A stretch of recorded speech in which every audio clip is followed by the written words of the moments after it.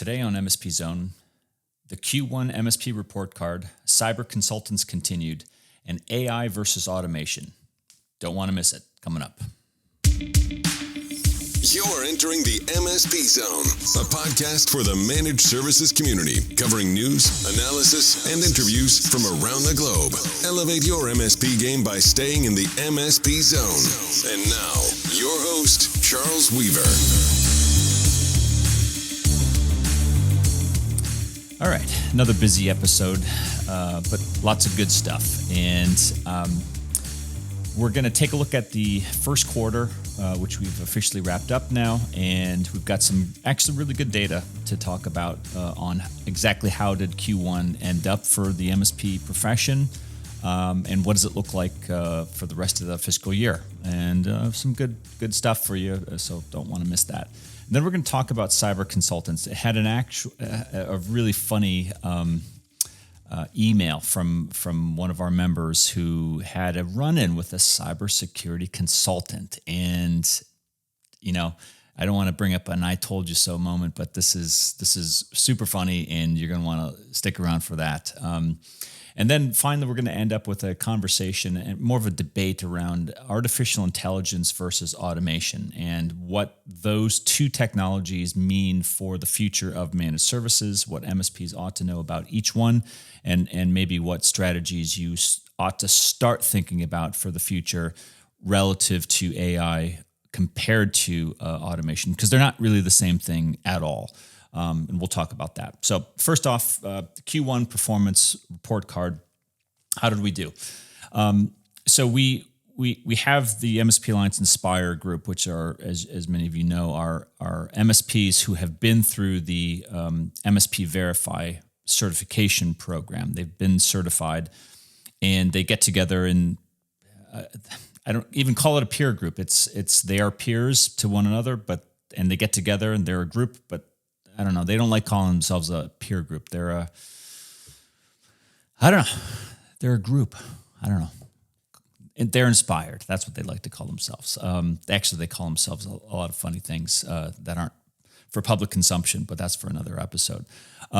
The Inspire group meets regularly, both in person and virtually. And the last meeting we had, which is a virtual meeting, they actually did talk a lot about some things that are relevant to how the profession has been doing at large for in an economic sense.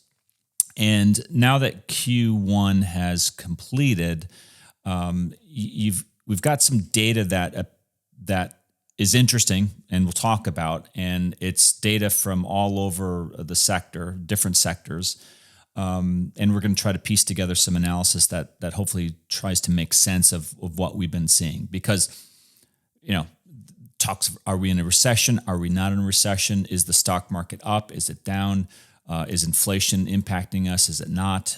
Is it, people are laying off jobs, yet people are still trying to hire people. I mean, there's like a lot of contradictory data points out there, and it can get confusing.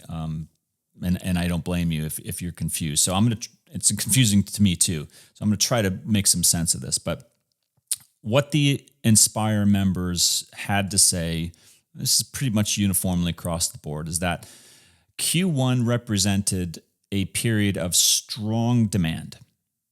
So the way it was told me is that they have been having very deep, ongoing discussions with existing customers and new prospects, but particularly amongst the existing customers, about spending, about increasing spending.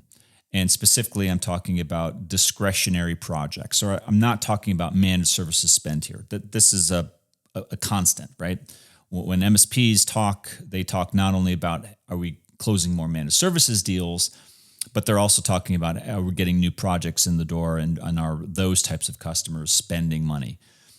And it was a little tight.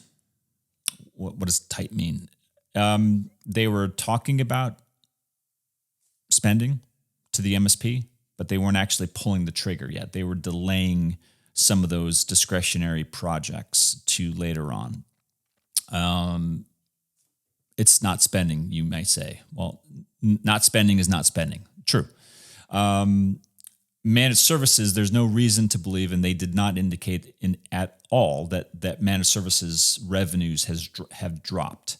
What they were saying was discretionary non-managed services revenues and projects had been temporarily halted or pushed off or delayed, whatever you want to call it. But the overwhelming sentiment, and this could be that they're all entrepreneurs, they're people who work for a variety of different sized businesses, but they're fairly optimistic folks, MSPs, in my estimation and experience. And they all felt that, based on conversations that they are having on an ongoing basis, that this kind of pause is going to be unpaused, that spending for non-discretionary elements or projects are going to start happening. And I took that to mean that they were actually having commitments to, for a paused project for Q1 that wasn't going anywhere is now being, okayed and greenlighted moving forward. That would make sense in light of other data that we're seeing. Number one, the stock market is up. Now, that may not mean much to you if you're one of the tens and tens of thousands of people who are getting laid off by Facebook, Google, and a lot of the other tech sectors, Amazon included. We talked about that in previous episodes. That's probably coming from the remote work community, and these companies realizing that work from home environment for them isn't really panning out. And so they're making a massive shift, getting rid of those jobs. Again, we've talked about that in other episodes, and you're welcome to go back and listen to those. But the stocks are up. And if you read, there's a link in the show notes. You can read a story about the S&P 500 doing really, really well, chiefly because of tech stocks driving the S&P 500 up. And that didn't mean that there weren't non-tech stocks that were performing well, but across the board, tech stocks were driving the growth in the S&P 500. I don't know if you guys remember, but a few episodes ago, I had been talking about, with this whole Silicon Valley Bank thing, there was a lot of chatter. Go back and watch it and listen to it. There was a lot of chatter in written form and in spoken form about Silicon Valley Bank and the general failure of some of these banks being caused by the tech sector. There was specifically SVB. And I commented to you guys that be careful about this narrative of tech, big tech or general tech, doesn't matter, causing or dragging down the economy, dragging down banks like SVB and causing them to fail. That's not what's going on, and that's not what happened. And if you need evidence, read the story that's in the show notes for this episode and read what tech stocks are doing for the S&P 500, at least for Q1. We've been doing quite well.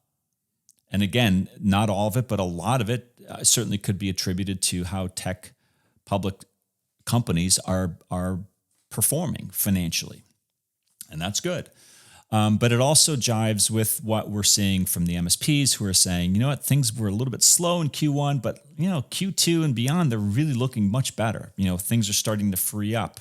Money's starting to be more loose. Those are all good things. Those are all really good things. And so I would say if you're looking for a general, what's the outlook for MSPs in Q2, I would say better than Q1. Now, things could change. Are we in a recession or not? And I'll let that question be answered by the professional economists.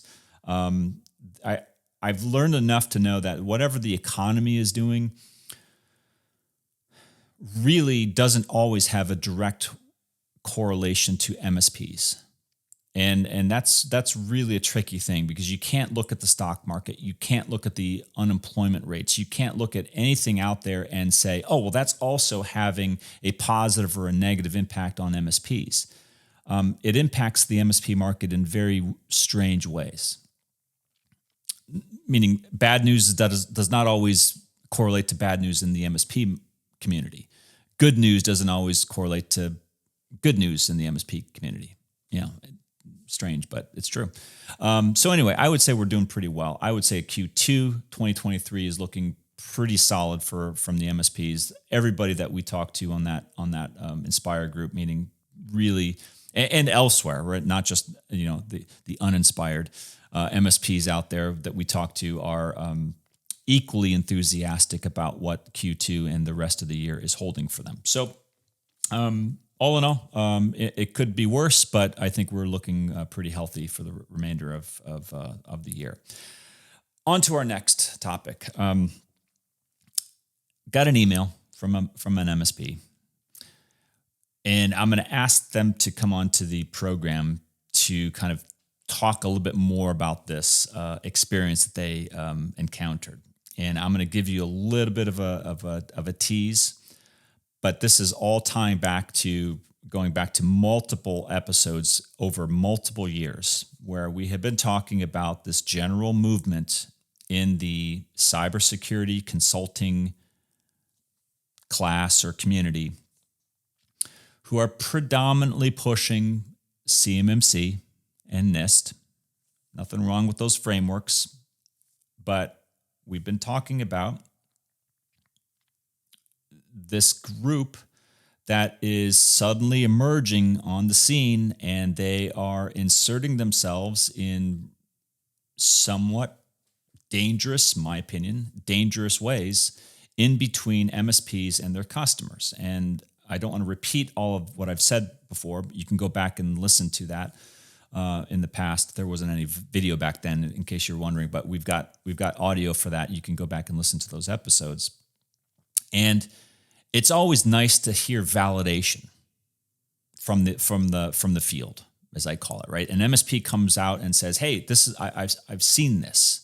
I've actually witnessed this happening," and it validates what we're seeing and hearing. Because remember, what we do is we aggregate data and information and feedback from MSPs all over the planet, from enterprise, mid-market to SMB, doesn't matter. In different service verticals and different market verticals, we collect a lot of data on MSPs. And so it's helpful to hear field level, street level input from MSPs who actually have these types of interactions that kind of validate and support what we're seeing and hearing from elsewhere.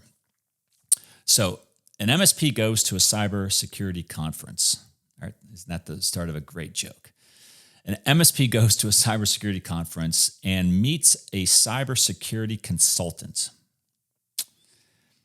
And through the conversation over meal, I think breakfast or something, the MSP is learning more and more about this consultant. And it turns out that not only is this consultant a board member, I think that's what they said. They said they were a board member of some state-run group of cybersecurity consultants. So they're a board member of a cybersecurity consulting group or association. Not quite clear. We'll get some hopefully some clarification on that soon. But they occupy some board level position in addition to their other job as a consultant. Their consulting cybersecurity job, however, is also a side gig. It's not what they really do full time. What do they really do full time? They work in retail. Now, I have nothing against retail. I shop in retail stores all the time. But I don't generally associate people who work in retail as also being experts in cybersecurity. And apparently I'm not alone, because this MSP actually, not only did they write an email to us, but they wrote a blog. And now it hasn't been published yet, and I'm hoping that we'll get permission to at least publish it ourselves, or at least we'll reference it in a future episode. But this MSP was so startled to hear that a cybersecurity consultant at a cybersecurity conference interacting with an MSP was portraying themselves as a professional in this field when really they are in retail. And here's the kicker. They've only been working in cybersecurity for like a very, very short period of time.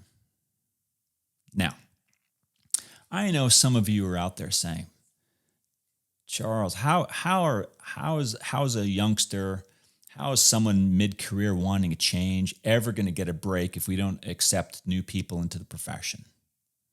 Hold your horses. I have nothing against people beginning a career. At some point, I was new in managed services, right? At one point, I was very new and I didn't know much, and I had to learn, and I had to earn my keep. I had to earn my reputation. I had to learn, absorb information.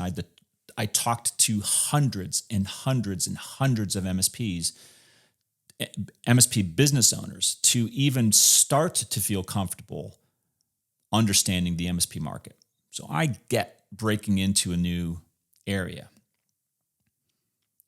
But I'll tell you this, for year 1, year 2, year 3, probably for many, many years, I never considered myself an MSP expert. I don't think I call myself an MSP expert today. I don't even like to think of myself in that way.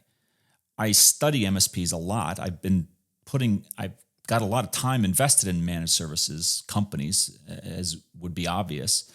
But I see a ton of people who call themselves MSP experts and call themselves cyber experts and cybersecurity experts. And, I really got to wonder, people like this are showing up who really are working retail and they're just breaking into cyber and they call themselves a cyber expert and they're being placed on boards for cybersecurity organizations and they're doing cybersecurity consulting.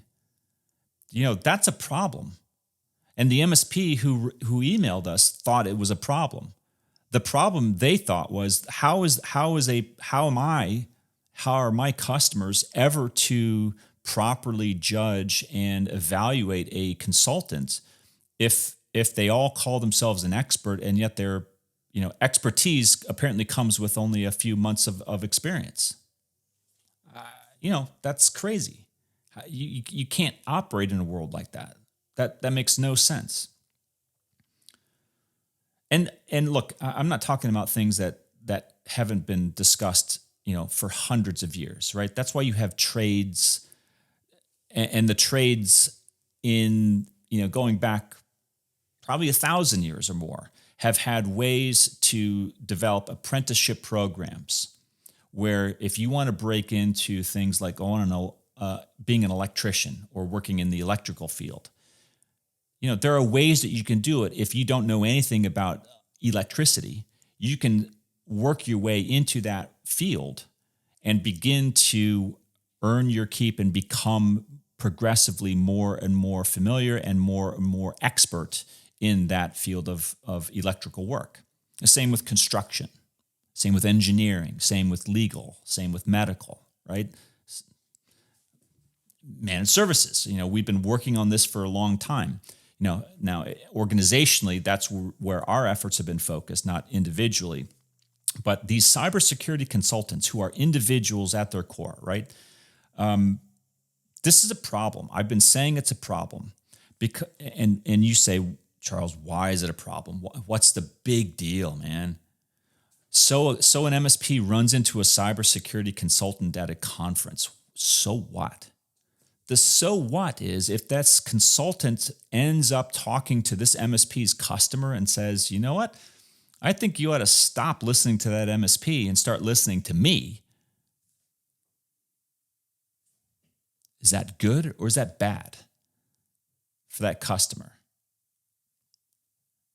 Right? Do you get where I'm going with this? It's bad. It's not a good outcome. Now, I understand why these consultants are doing it, because they're being pushed out there. And quite frankly, we've been making such a racket, and probably justifiably so. We've been making such a racket about the cybersecurity skills gap that we are apparently filling that gap with anybody who is just got a heartbeat and willing to go in there and say, yeah, I'm a cybersecurity consultant. Sure.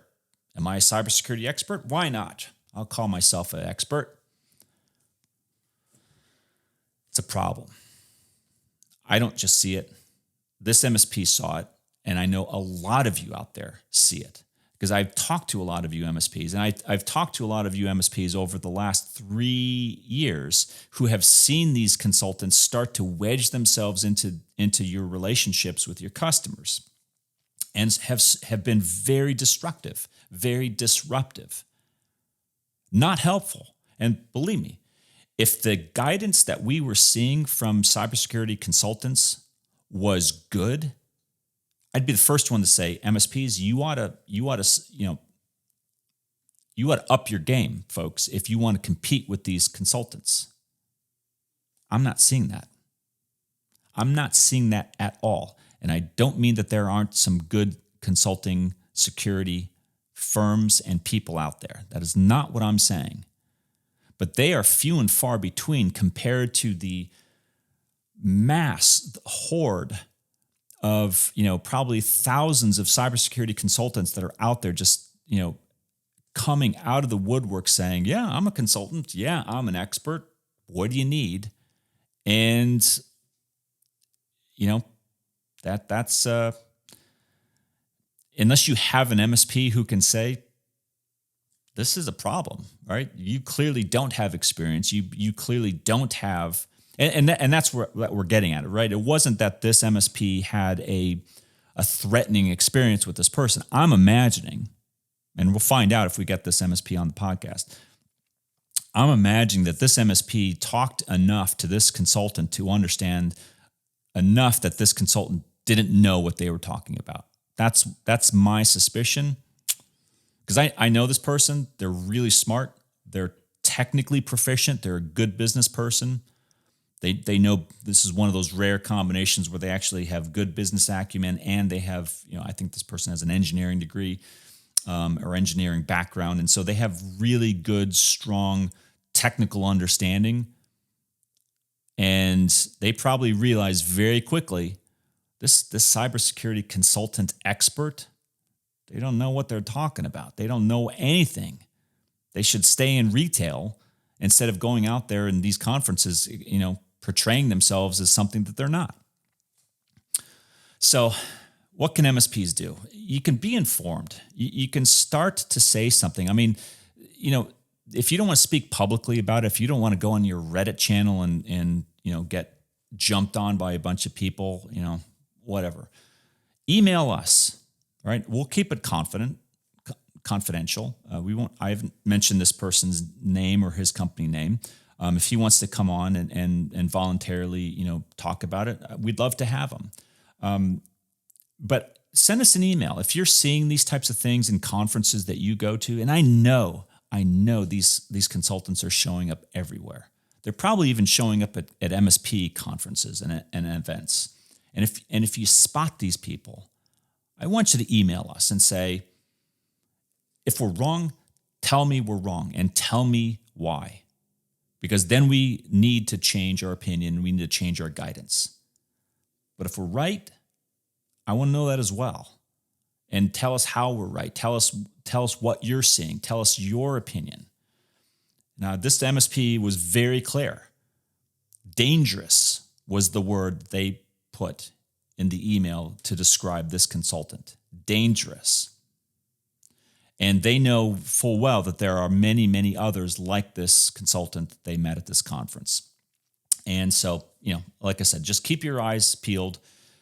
If you see something, let us know. We just want to know. We want to know where the market's headed. And, look, I think we could use cybersecurity consultants, just for the record. I think we could use them. But it's important that we have, kind of a proper view of the world and don't just accord someone who is brand spanking new into cybersecurity some level of authority that they ought not to have. So enough about that. On to artificial intelligence and automation.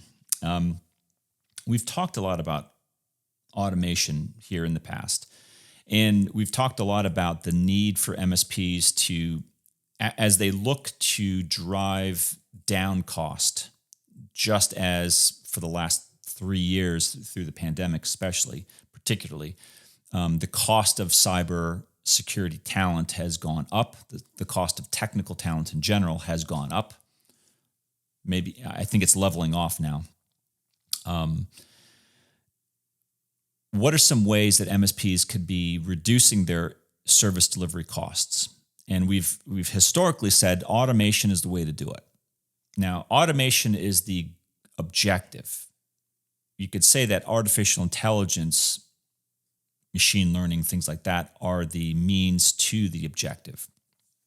And I want to circle back to that conversation now, particularly because we're starting to see a lot of really fast emerging data come out about artificial intelligence, AI, and it's pretty alarming.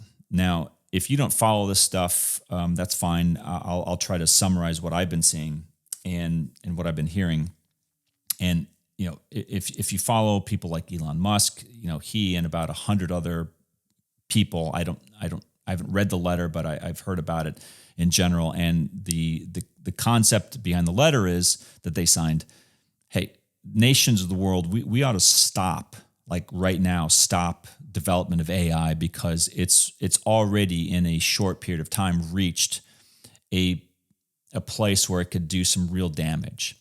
And this is all on the heels of things like ChatGPT, which I'll admit, even I've been curious about and played around with because it's a curious thing. It's new tech and it's fun to play around with.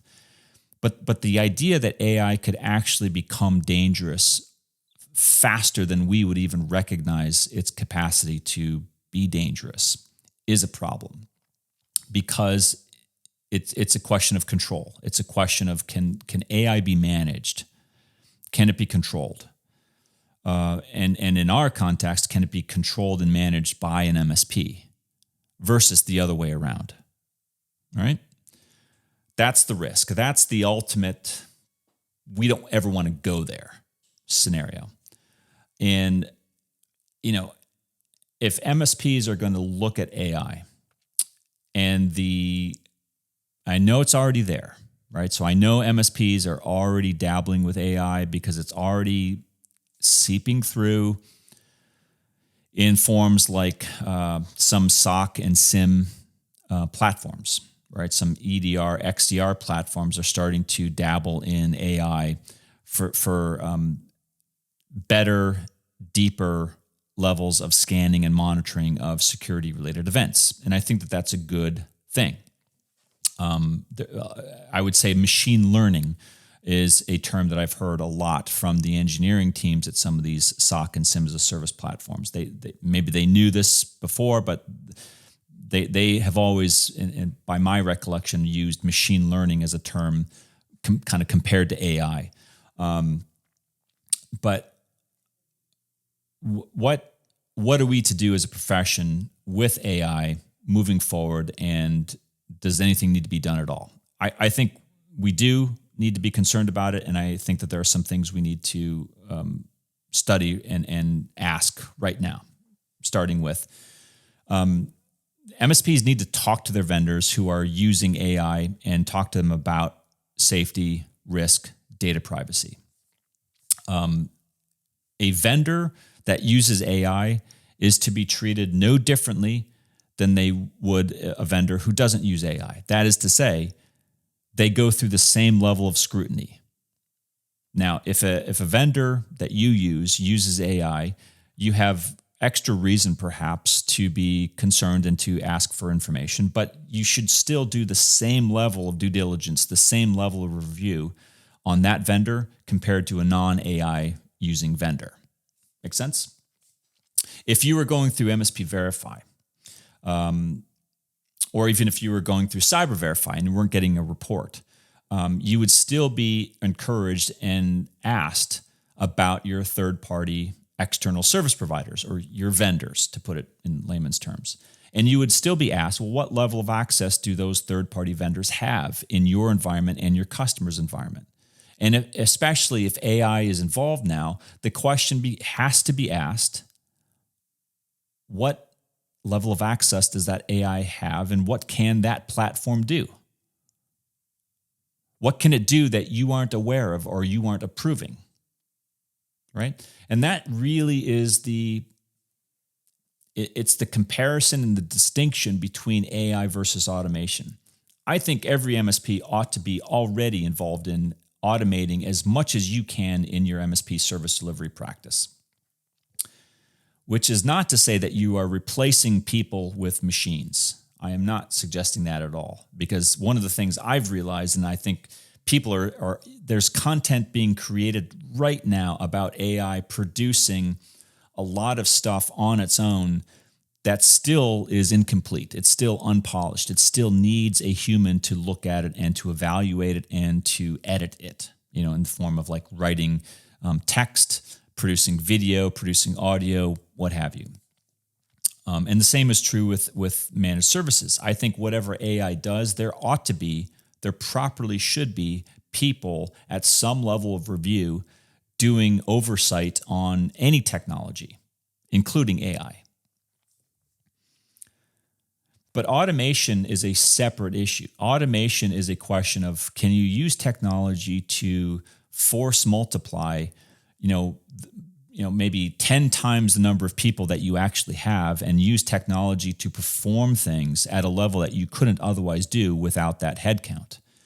And that's not only appropriate, I think that's to be encouraged. The question is, when does that automation go beyond automation and go into the platform, the technology in the platform actually doing things on its own that the MSP didn't know about, didn't approve, didn't want? And these are issues that aren't, I'm not knocking vendors who use AI, right? I'm talking about AI as a general concept. I'm talking about AI as something to be controlled, understood first and foremost, and then, and only then, implemented into a managed services supply chain. And I think that we're at the very, very beginning of this, folks. I think that we are going to learn so much more about AI over the next months and years. We're going to see it in play in managed services environments. We already do see it to some extent. We do see machine learning in a lot of XDR platforms. But I think that those things are controlled. I think they're very well defined. I think that they are, as far as I've seen, they are not security threats at all. In fact, they're very necessary for the security for MSPs and their customers. It's this other, next-gen AI that we're seeing that we really need to make sure serves our interests rather than its own interest. And, before this starts to sound like a spooky sci-fi movie, let's just leave it at that as something that we keep a close eye on. If you have any thoughts or inputs on your experience, if you have any with AI in your MSP practice, we'd love to hear about them. We'd love to have you on the program and talk about them, because I think it's really fascinating. And I think the more people that hear about it and watch it, the better it is. But automation, anything related to automation that MSPs can do today, my vote is, my suggestion is do it. Do it as soon as possible, because that's ultimately going to help you drive down your cost, meet service delivery demands of more and more customers, and ultimately that's a good thing. Until next time. Thanks for listening. If you enjoyed today's episode, please give us a like. Make sure you are subscribed to the podcast so you will get notified when future episodes are released. We will see you next time in the MSP Zone.